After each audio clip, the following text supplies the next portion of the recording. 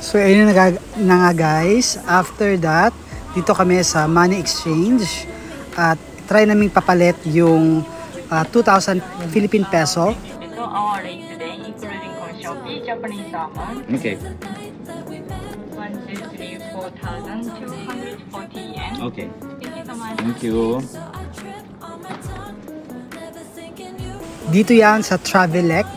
Katabi lang din siya ng tourist information counter. Ayan.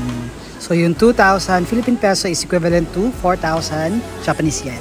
Supposedly, dito kami pipila sa ATM machine. Pero ang haba ng pila kaya hindi na lang. So nung pagkalabas namin ng airport, finalo namin yung instructions. Merong free shuttle bus from international airport going to domestic airport kung saan nandoon naman yung subway train station going to Hakata